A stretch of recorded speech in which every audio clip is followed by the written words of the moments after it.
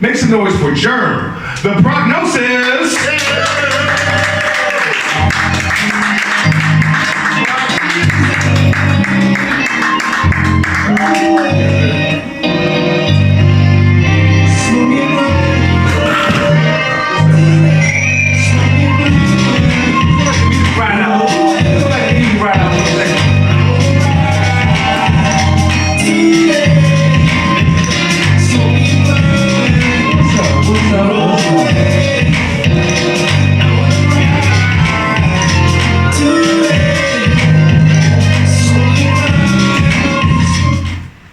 Hey. How y'all doing this evening? God, Saturday rolling so smooth.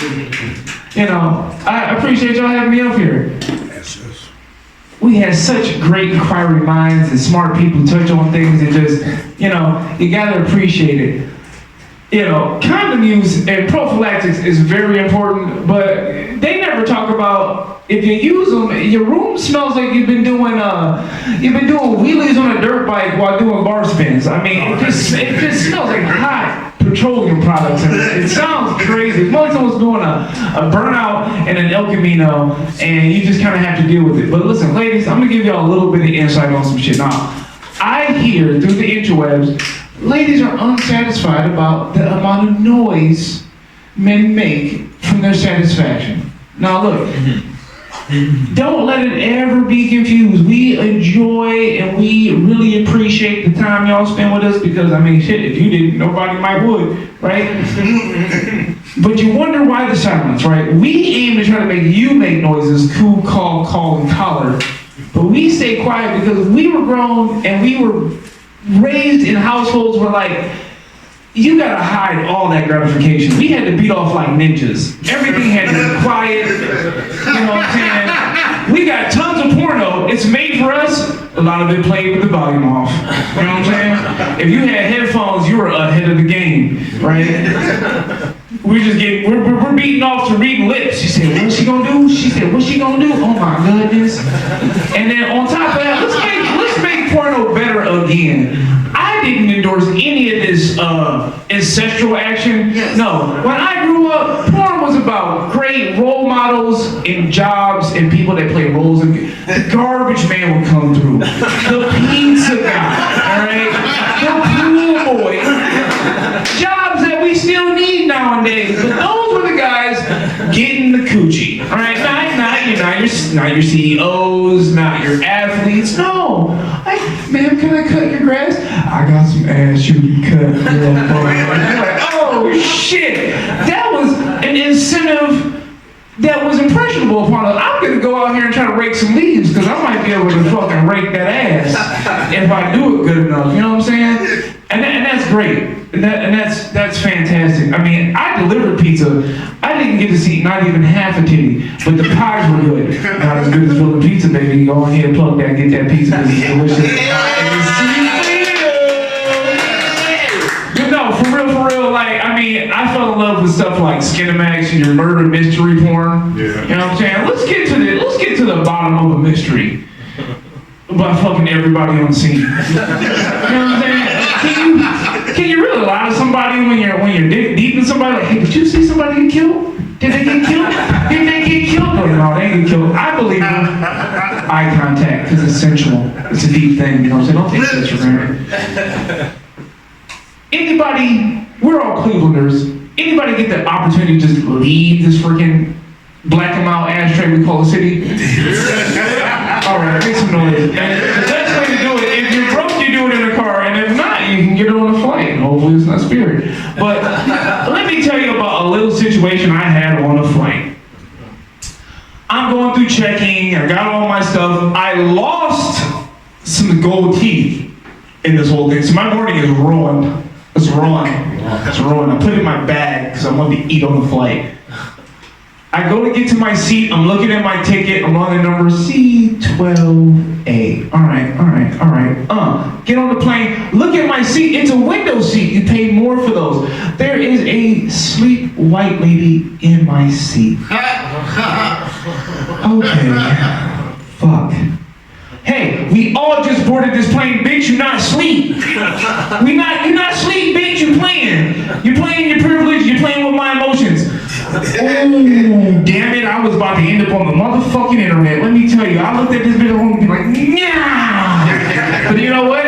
I'm a professional, I'm a pimp, I'm a player. I sat on the window seat before, it's no big deal. What's out there? Nothing, clouds, air, nothing. Fine, you got something to lean against when you want to go to sleep. Cool for you. I look at this lady, I pull up my seat, I'm like, you're sitting in my seat, ma'am. Ma'am, that's my seat. Stopped. Reached for my pocket. I don't know how I had this debris. It might have been from the carryover flight. Pulled out a peanut. I looked at her and I said, in the name of God, please torture this lady with chronic diarrhea and make sure she pets her pets and they die exactly afterwards. I hope this bitch gets herpes off of a toilet seat for stealing my seat on this plane. And I pulled the peanut out of my pocket and I crinkled it over her a little bit. She was still trying to play sleep. I say, I call on to you, Lord Jesus. God, bring upon this wrath upon this lady trying to play with my emotions, right? So I was like, I can either cause a scene, get kicked off, be on the non-flight list, kick her in the face, or I can just fuck with her psyche. And that's what I did when the peanut chips sprinkled over her parka. She did a little eye open like, I'm like, yeah, you play some bitch. No, I don't care. We're all going home. But bitch, you going to hell when you get home. You know what I'm saying? That was the best way to handle that, and as being like a fast-thinking, wise-ass type of person, that's what I had to do. I put the fear in her, and I just, bitch, I hope you catch a flat. That's it. You know what I mean? I think it's so funny about the things that we have to put ourselves through just to make stuff work out. I had to get a key cut for my vehicle. I went to 3 dealerships. All their freaking ice cream machines were down. Couldn't get my key made. I'm stuck in a parking lot. I'm trying to break into my own car. No police want to stop me and be like, oh, can I help you? You look like you're doing something nefarious, little child of color. What are you doing? You know? I'm not racist, but I like to play racial. You know, play to your strengths. Let certain things come to you. If you're Italian, race cars really make pizza. Huh? You know? What? If you're a white person, I don't know, fucking market towels, you live on TV, do something. I don't know. Just play to your strengths, right? When I tell you I had to bust the window out of this freaking car and drive this thing back, I've never felt so hotter in my own car. Listening to MGK and a motherfucking Cadillac, ripping wood. And I'm like, man, I can't believe I had to do this shit. I'm gonna have to fix this shit. I couldn't even, what the fuck is going on? Nobody wants to do their fucking job anymore. And I felt like, man, if you had the right person with me, they could have complained in the right frequency. They could have got me what I wanted to. Didn't get it, couldn't fix it. I'm out of sorts. Now, I'm a connoisseur of things of distinction. I love fine timepieces, right? What does that mean? I don't know. Time means something to me. Let's go back to being racial. I am habitually late to shit all the time, and I can't fucking help it. But one of the times I got on top of the situation, I got to talk to my manager after hitting the lunch break, and I was like, man, glad I made it back. This lady sits me in my face and said, you know you're late?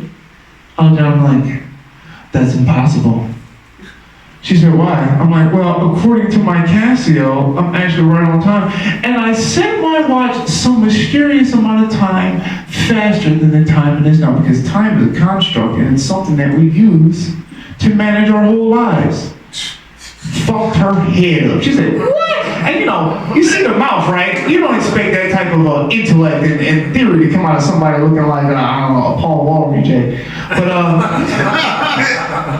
I hit her with that, and I was like, yeah, no, time is a construct. And she's like, well, so why do you advance your time? I was like, well, I'm cognitive to black people timing, and I set my watch fast so I can give myself time to think. So by you trying to say I was late, baby, that is improbable, because my dimension of time is faster than yours. So what are you really trying to say to me? She said nothing. She walked away. I farted, she smelled it. That's the joke. Don't fuck with me with relativity, lady. What was you trying to do? I got a Casio on. Japanese dude. Hey, you know. But besides all that, you know, it's appealing. It's appealing. I like things like that because, you know, I like to point out stuff like, I told somebody, hey, tell me about a square and what you can do with it.